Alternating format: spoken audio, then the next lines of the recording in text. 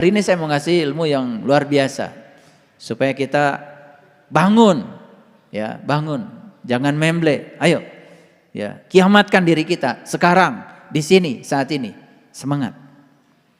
Nah, kemudian sesudah itu kami tenggelamkan orang-orang yang tinggal. Siapa orang-orang yang tinggal ini? Sebetulnya dia sempat satu kapal sama Nuh, dan kemudian dia mengeluarkan diri dari kapal itu. Dan dia tinggal, tidak ikut di rombongannya. Akan ditenggelamkan. Ditenggelamkan oleh air, ditenggelamkan oleh banjir, ditenggelamkan oleh ombak. Sekali lagi, cerita tentang rombongannya Nuh tidak ada kaitan dengan laut, tidak ada kaitan dengan ombak. Sebetulnya yang lebih mengerikan itu bukan ditenggelamkan oleh ombak yang berasal dari laut.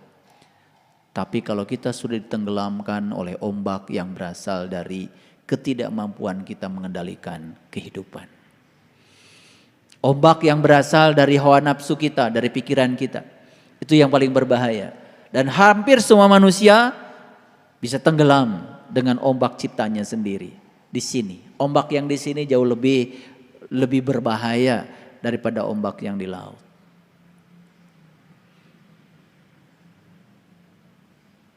Bisa mengerti maksud saya? Oke, ini baru rambu-rambunya. Dan sekarang saya ingin menjelaskan dulu ayat yang ke-119. Nah, disinilah kan diceritakan tentang kapal. Ya, fa'anjainahu wa ma ma'ahu ya fil fulkil mashhun. Maka kami selamatkan Nuh, ya, dan orang-orang yang besertanya. Fa'anjainahu wa ma ma'ahu. Jadi yang diselamatkan bukan hanya Nuh. Yang diselamatkan Nuh bersama orang-orang yang mengikutinya. Wa ma ma'ahu, ma'a itu bersama, ya. Filkul fil mashhun, ya, yang berada di dalam kapal yang penuh dengan muatan itu. Jadi itu yang diselamatkan. Ada dua, ya, Nuh dan orang-orang yang bersama Nuh. Ya terserah mau satu kapal atau tidak. Ini bukan iklan. Mau satu kapal atau tidak. Mau keluar dari kapal ya silakan, itu pilihan. Pilihan. Pesan saya cuma satu. Ya. Kalau seseorang itu mendapatkan guru baru dan menjelekkan guru lamanya, sudah dipastikan guru baru yang didapat ini nanti setahun 2 tahun juga akan dijelekan lagi. Itu karma. Begitu dia berfokus pada keburukan seorang guru, dia juga akan berfokus pada keburukan guru berikutnya. Karena fokusnya bukan pada kebaikannya. Padahal kebaikan dan keburukan itu kan hanya penilaian kita saja. Dua-duanya adalah sisi-sisi kebenaran. Gitu. Makanya kenapa kita diajarkan Allahumma sholli ala Sayyidina Muhammad wa ala ali Muhammad. Kalau kamu menerima Muhammad, terima juga dong keluarganya Muhammad. Tidak bisa itu, satu paket. Jadi baik dan buruk itu kan pikiran kita. Itu penilaian kita. Dan kita selalu mengikuti baik dan buruk berdasarkan pikiran kita. Kita sedang mengikuti diri palsu kita, bukan mengikuti diri kita yang sebenarnya. Padahal dua-duanya sisi-sisi kebenaran. Kenapa saya harus bicara ini? Karena belajar spiritual itu banyak sekali hambatannya. Banyak sekali. Hambatan yang paling besar adalah hambatan yang diciptakan oleh pikiran kita sendiri. Makanya miliki kesadaran yang tinggi supaya tidak dihasut oleh pikiran. Kemarin di kajian khusus saya jelaskan 8 metode pikiran menghasut kesadaran. Semoga para sahabat dengar ya, rekamannya ada. Cuman tidak di-upload di YouTube. Nah, sekarang pertanyaannya, kenapa ya? Saya perlu menjelaskan ini. Karena saya melihat dan menyaksikan dengan mata kepala saya sendiri, ya, orang-orang yang dalam perjalanan spiritualnya itu culas. Nih culas, pinter kodek kalau bahasa Inggrisnya. Dia kira dengan fatakulloha cukup, nggak cukup. Wa atiuni. Rumi, sekelas Rumi ketika ditanya, kalau ini gurumu, ini Tuhanmu, siapa yang akan kau sembah lebih awal? Rumi mengatakan, aku sembah guruku, baru aku sembah Tuhanku. Loh bisa begitu? Karena aku bisa mengenal Tuhanku lewat guruku. Sampai di dalam hadis dikatakan, malam yahmadinas lam yahmadillah. Yang tidak berterima kasih pada manusia yang menjadi marga lantaran dia sampai kepada Tuhan, sama saya dia tidak berterima kasih pada Tuhan. Jadi saya hanya mengingatkan bahwa spiritualitas tidak mengenal culas. Spiritualitas tidak mengenal pinter kodek, gak bisa. Spiritualitas harus total. Baik, para sahabat,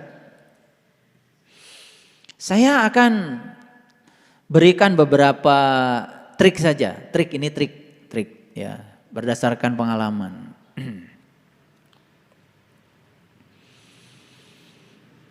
Supaya kita memiliki kemampuan memantaskan diri. Memantaskan diri. Trik yang pertama. Coba sekarang bisa nggak dalam waktu 2 menit aja tuliskan 10 hal yang para sahabat miliki sekarang dan membuat para sahabat senang. Sebut aja bahagialah, nggak apa-apa. Silakan 2 menit. Sebutkan saja 10 hal yang diberikan Allah kepada para sahabat yang membuat para sahabat sekarang bahagia. 10 aja. 2 menit coba.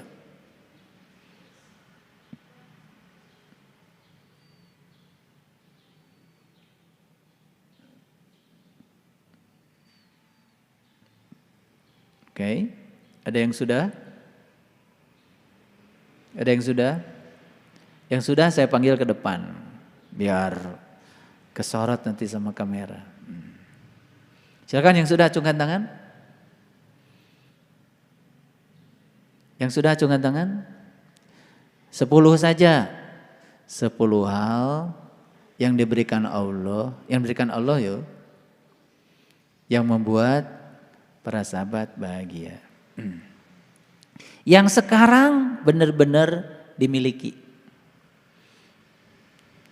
Sudah? Ya, coba Kang Firman maju ke depan. Sini. Biar disorot sama Kang Hari. Oke. 10 hal. Apa saja yang dimiliki Kang Firman sekarang dan Kang Firman merasa bahagia dengan yang dimiliki itu? 1. Istri.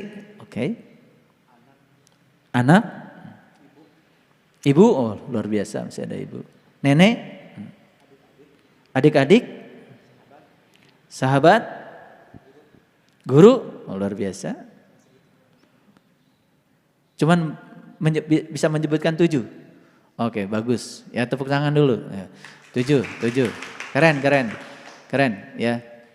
Dan kalau kita lihat yang disampaikan Kang Firman tadi itu semuanya itu lebih berfokus kepada manusia kan. Jadi tadi istri, anak, adik, sahabat, keren banget. Itu yang membuat Kang Firman bahagia. Oke, ada yang lain? Silakan, Bang Nofri. Barangkali berbeda versinya, silakan maju ke depan. Bisa menyebut berapa? Saya minta cuma 10 kok. Yang dimiliki sekarang dan membuat kita bahagia.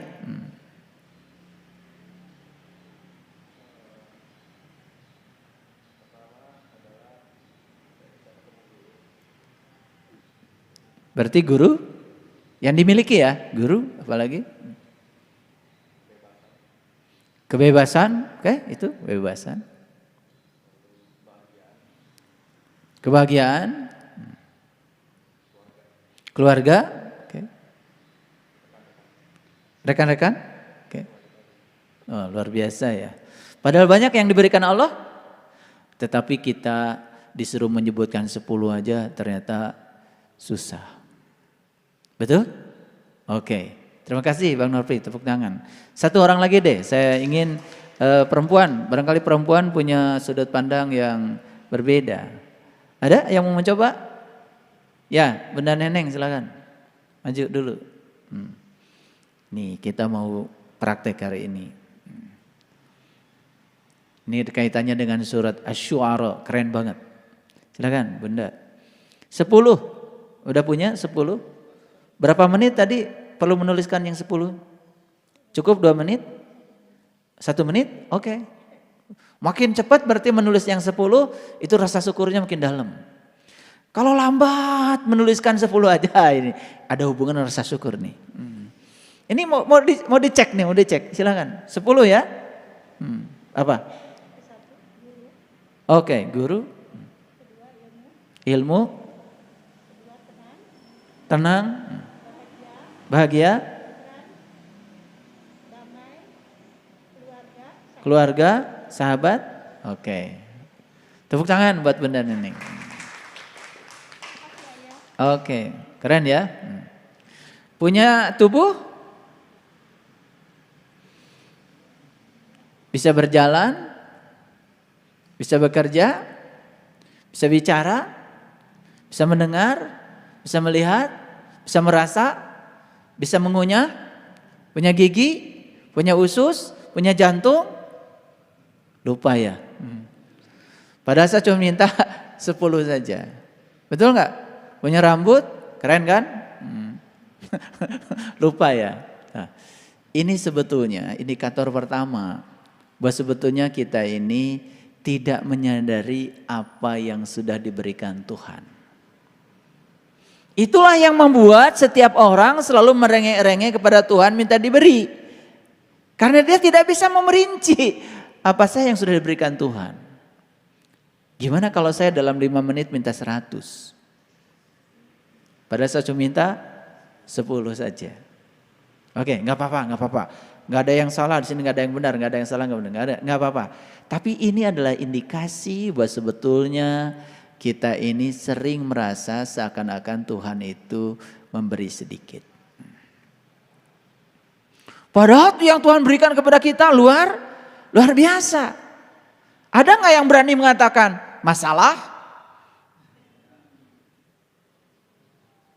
Orang-orang yang membenci saya, orang-orang yang memusuhi saya, berani nggak mengatakan itu berkah-berkah Allah juga yang ada di saya hari ini? Apalagi kalau itu. Padahal semua hal yang diberikan Allah kepada kita itu adalah berkah yang luar biasa. Anak-anak dengan segala karakteristiknya. Oke.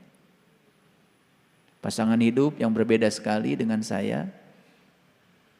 Berkah? Berkah. Berkah. Kalau terlalu banyak samanya enggak berkah. Oke. Jadi sebetulnya satu pesan saya. Cobalah belajar berterima kasih lebih banyak pada Tuhan. Untuk semua hal yang sudah kita miliki. Dan ketika kita bisa memerinci apa saja yang sudah diberikan Tuhan pada saya, kita akan kaget. Karena ternyata yang diberikan Tuhan pada saya itu luar biasa.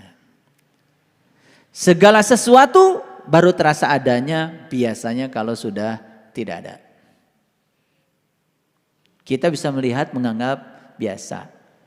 Baru terasa bisa melihat itu adanya kalau kita suatu saat mungkin ditakdirkan tidak bisa melihat. Oke. Jadi pesan saya yang pertama, berterima kasihlah pada Tuhan untuk semua hal yang sudah beliau berikan. Nanti di rumah coba ambil jam, set timer, dalam 5 menit bisa menuliskan berapa banyak hal yang sudah diberikan Tuhan padamu. Lalu fokuslah pada yang sudah diberikan itu. Dan kita akan mengalami rasa syukur yang sangat dalam, luar biasa. Jadi ciri manusia yang berkesadaran itu adalah rasa terima kasihnya luar biasa. Itu latihan yang pertama. Siap latihan itu? Latihan kecil-kecil aja. Dan itu akan membuat kita nanti bahagia luar biasa. Dan selama ini kita terlalu berfokus pada yang tidak ada. Sekarang belajar berfokus pada yang ada di depan kita. Dan benar-benar sebut saya dalam tanda kutip kita miliki. Padahal sebenarnya tidak bisa dimiliki bukan? Nanti 5 menit bisa menuliskan berapa. Nanti minggu depan bawa tulisannya ke saya. Dan betul-betul ya harus jujur pada diri sendiri ya. Dalam 5 menit. Jangan sampai ini 1000 ternyata 5 jam. 5 menit. Saya minta cuma 5 menit bisa menuliskan berapa. Ya. Tetapi syaratnya di luar yang saya sudah sebutkan tadi. Gak boleh diulang. Yang sudah disebutkan tadi gak boleh ada lagi. Minggu depan dikumpulkan ya Kang Dadan. Oleh karena itu para sahabat ya, kalau suasana hati kita kadang-kadang sering galau, kita sering mudah jatuh pada kesedihan, kadang-kadang mudah terjelembab pada stres, tegang gitu ya, mengalami kehampaan, pesan saya perbanyak aktivitas fisik. Makanya kenapa saya tiap pagi selalu membangunkan Bang Nofri supaya olahraga. Yang lain saya belum berani, saya baru bersama Bang Nofri aja. Karena saya merasakan aktivitas fisik itu ya pagi-pagi itu keren ya. Saya bersihkan kolam. Bukan sekedar ngasih makan, saya bersihkan kolam, turun ke bawah gitu, bersihkan kolam. Ternyata ada sensasi yang luar biasa itu. Saya melihat kolam tuh bahagia ketika ikan tuh bahagia ketika kolamnya bersih. Dan ketika kita masih makan, kasih makan itu, dia itu penuh sukacita itu. Beda kalau airnya kotor. Maka saya tidak mau membiarkan dia terlalu lama dalam air yang kotor. Saya turun sendiri. Di rumah itu saya nyapu, saya cuci mobil, saya apa. Dan hampir saya tidak pernah menyuruh. Jadi kalau orang di rumah ngikut saya, alhamdulillah berarti dia ingin berbuat baik buat dirinya sendiri. Dan saya di rumah boleh ditanya sama istri dan anak saya, hampir gak pernah nyuruh. Saya setrika baju sendiri kok. Karena saya syukuri, saya punya tangan ini. Saya syukuri bisa nyetrika rapi. Dan saya puas karena setrikaan hasil saya rapi, sesuai dengan maunya saya. Disetrikain orang kadang masih bengkok-bengkok, ininya apa? Kerahnya gitu. Ini nih saya kasih tahu.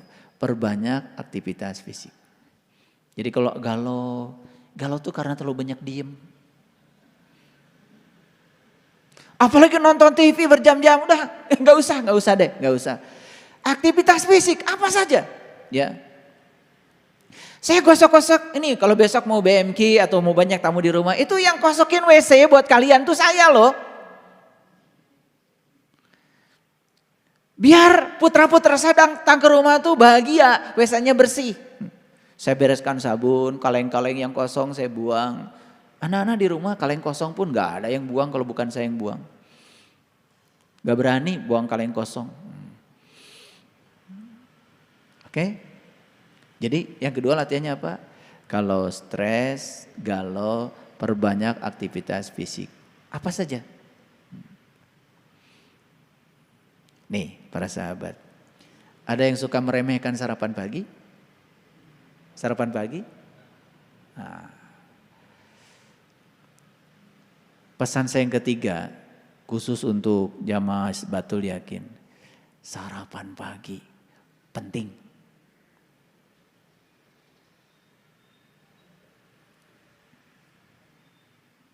Ya. Dan tepat waktu. Makanya kalau bangun pagi itu sebelum gosok gigi minum dulu air hangat. Karena di sini banyak bakteri yang menguntungkan. Dengan minum bakterinya masuk ke dalam. Kalau sarapan bangun pagi langsung gosok gigi, ini hal-hal kecil nih, hal-hal kecil, tetapi membahagiakan. Karena kalau tubuh kita sehat, tubuh kita bisa melayani kita kan keren. Betul nggak? Keren kan? Gitu. Jadi itu. Kalau saya bangun tidur, itu kalau sudah baca doa, udah olah napas, itu langsung minum. Minum air hangat. Jangan air panas, air hangat. Jangan sok-sokan minum air panas. Nanti usus kita jadi luka. Air yang bagus diminum, itu air yang suhunya sama dengan suhu tubuh. Suhu tubuh itu sekitar 33 sampai 36 derajat Celcius. Yang sehat ya, di atas 36 makanya sakit kan. Kalau 37 masuk mall langsung dikeluarkan. Gitu. Itu pasti ada virus. Minum air hangat. Awas, bukan air panas. Hangat.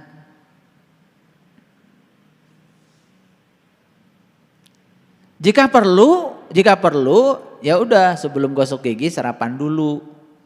Ini kebalik, gosok gigi dulu sarapan, habis sarapan pergi. Ya sudah. Ya berapa jam pergi kemana-mana, kan nempel tuh kotoran. Apalagi usia di atas 50, mohon maaf ya, giginya sudah mulai banyak yang rontok, kan nempel. Makanya kalau saya suka di kemana-mana bawa tas itu, gaya-gayaan, itu isinya cuman odol dan sikat gigi, nggak ada itu. Mahasiswa saya menyangka itu laptop, nggak ada laptop. Saya ngasih pelajaran udah di sini aja. Saya nggak pernah ngasih pelajaran pakai infocus, apalagi dibacakan gitu, nggak pernah. Makanya banyak dosen yang nggak jadi ngajar kan listrik mati, karena ilmunya di infocus bukan di sini. Nggak ada saya ke kampus nggak pernah bawa laptop. Makanya mahasiswa tahu kalau isi tas saya itu cuman odol dan sikat gigi itu aja. Itu. Kan kebalik-balik, sarapan pagi nggak sikat gigi lagi kan, nah udah nempel kan, ya giginya jadi nggak sehat ya, ya akhirnya bau mulut kan nggak seger. Kenapa sarapan pagi penting? Satu, breakfast like a king. Breakfast itu energi kan, energi itu kemampuan melakukan usaha. Jadi kalau nggak sarapan pagi ya penyakitnya banyak, betul nggak? Iya, ada kan bahasa Inggrisnya tuh salatri. Itu. Salatri itu kan akibat dari perut kosong tapi udah kerja kan, udah keringetan. Dan sarapan pagi juga harus bagus urutannya. Buah dulu, sarapan pagi nasi goreng dulu. Udah mampet. Karena kalau buah di atas, nasi di bawah, ya sudah buah itu jadi busuk kan, tidak diserap oleh usus. Kan sayang, buah kan mahal. Ya toh? Nah, karena sarapan itu bukan sekedar energi, tetapi kecerdasan seseorang menurut riset ya, itu meningkat drastis kalau dia sarapan pagi. Jadi kalau mau ngaji dengan saya harus cerdas ya. Udah sarapan belum? Jadi jangan ngandelin dikasih sarapan di sini, belum tentu kalau di sini. Dan sarapan pagi itu membuat kinerja kita pasti lebih bagus. Melakukan apapun, nyapu, ngepel, kalau sudah sarapan, nah biasanya lupa. Udah nyapu, udah pel, itu gerubuk, dan waduh belum sarapan. Itu nggak bagus. Jadi jangan belajar spiritual itu mengabaikan hal-hal yang semacam ini. Jadi saya perlu bicara ini tentang ini. Baru berapa tuh? 3 kan? Berterima kasih kepada Allah atas pemberiannya, rinci jika perlu. Yang kedua, aktivitas fisik yang banyak. Makanya kenapa saya bikin rumah 3 lantai? Ya, saya itu sehari bisa sampai 20 kali loh naik lantai 3. 20 kali. Makanya lutut saya sehat. Iya, giliran ke Jelekong banyak sekali ya. Baru diajak jalan sedikit aja ke tanah kita itu yang sudah ngos-ngosan itu. Padahal cuma segitu. Itu. Oke. Yang keempat penting. Ini penting banget. Meningkatkan harga diri. Ini penunjang spiritual loh. Jangan dianggap sepele. Meningkatkan harga diri. Bagaimana cara meningkatkan harga diri? Tentu saja dimulai dari memantaskan diri. Terserah para sahabat, mau memantaskan diri sebagai pengeluh, mau memantaskan diri sebagai pemberi, diri kita mau dipantaskan seperti apa? Bagus kemarin tuh di WA Group ada yang kirim video tentang Coca-Cola. Nonton kan? Iya. Coca-Cola itu dari pabriknya sama, Coca-Cola. Tetapi begitu ditempatkan di pasar yang berbeda, harganya lain. Dijual di warung biasa, banyak debunya 3.000. Dijual di toko, bersih, pakai lemari es sedikit, 7.000. Pergi ke hotel berbintang, disediakanlah Coca-Cola di lemari es, di kamar. Nanti dikasih gelas, dikasih es batu, 70.000. Coca-Cola yang sama dari pabrik yang sama ternyata harganya bisa lain dan orang senang menghargai walaupun berbeda. Karena ditempatkan, dipantaskan. Jadi terserah kita mau ditempatkan di mana. Kalau kita tidak memantaskan diri, kualitas diri dibiarkan. Pikiran yang cerdas dibiarkan tidak belajar. Kita tidak memantaskan diri. Ya sudah. Kalau kita memantaskan dirinya seperti itu, kita akan dihargai seperti itu. Masa mau dihargai 3.000? Kan pengennya 70.000 dong. Betul nggak? Tergantung kita memantaskan diri. Jadi ini soal meningkatkan harga diri penting nih dalam proses belajar. Bisa memahami maksud saya.